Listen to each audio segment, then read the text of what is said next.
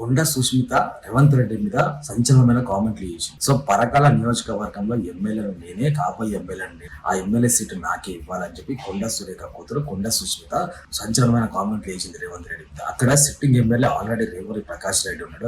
రేవూరి ప్రకాష్ రెడ్డి టీడీపీలకు సంబంధించిన వ్యక్తిగతంలో ఆయన కాంగ్రెస్ పార్టీ తరఫున గెలిచాడు పరాకలో. సో సిట్టింగ్ ఎమ్మెల్యే కాదని నాకు టికెట్ ఇవ్వాలని చెప్పి చెప్తా ఉన్నారు. ఈ కొండ కుటుంబం ప్రతిసారి బ్లాక్ మెయిల్ రాజకీయాలు చేస్తూ ఉంటారు. ఏ పార్టీలో ఉన్నా, బీఆర్ఎస్ లో ఉన్నా, కాంగ్రెస్ లో ఉన్నా. ఎందుకంటే కొండా సురేఖ ఒక్కరికి ఎమ్మెల్యే టికెట్ ఇచ్చిన కొండ మురళికి కావాలంటాడు ఎమ్మెల్సీ. సో ఆ కూతురికి కావాలంటే ఫ్యామిలీ ప్యాకేజ్ లాగా ముగ్గురికి టికెట్లు కావాలని చెప్పి ఎప్పుడు బ్లాక్ మెయిల్ రాజకీయాలు చేస్తూ ఉంటారు.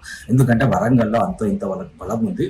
సో వాళ్ళు ఏ పార్టీలో ఉన్నా గెలిచే సత్తా వాళ్ళకు ఉంది కాబట్టి మరీ ఫ్యామిలీ ప్యాకేజ్ లాగా 3 సీట్లు కావాలా, ఎమ్మెల్సీ కావాలా, మంత్రి కావాలా అని డిమాండ్ చేయడం కరెక్ట్ కాదు.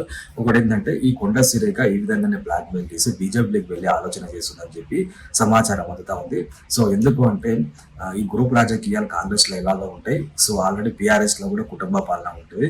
సో బీజేపీలోకి వెళ్తే సో రాజకీయంగా ఢిల్లీ లెవెల్లో మంచి సపోర్ట్ దొరుకుతుంది. సో కొండ సుష్మిత టికెట్ రావచ్చు, కొండ సురేఖకి టికెట్ రావచ్చు, కొండా మురళికి కూడా ఏదైనా నామినేట్ పదవి రావచ్చు, ఫ్యామిలీ ప్యాక్ 3 పదవులు వచ్చే అవకాశం ఉంటాయి. సో బీజేపీ వీళ్ళకి కరెక్ట్ పార్టీ అని చెప్పి డిసైడ్ చేసుకుంటా ఉన్నారు. ఎందుకంటే రేవంత్ రెడ్డి పరిపాలన కూడా కొంచెం వివాదాస్పదంగా ఉంది.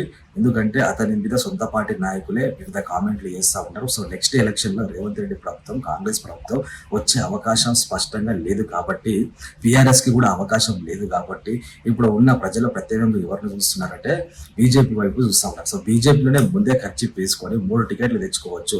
ఒకవేళ కూతురికి కొండ సురేఖకు టికెట్లు వచ్చినా కొండా మురళికి నామినేట్ పదవి వస్తుంది. సో బీజేపీలోకి వెళ్ళడమే కరెక్ట్. నెక్స్ట్ బీజేపీ వైపు జనం చూస్తూ ఉన్నారు. సో కాంగ్రెస్ పరిపాలన చూసినారు, బీఆర్ఎస్ పరిపాలన చూసినారు. సో ఎందుకంటే ముందే రాజకీయంగా 2 సంవత్సరాలు ఉంది కాబట్టి బీజేపీలో ఖర్చు వేసుకుంటాయి. సో పార్టీ ప్యాకేజ్ వస్తుంది, ఫ్యామిలీ ప్యాకేజ్ వస్తుంది అని చెప్పి ఆలోచిస్తూ ఉంది.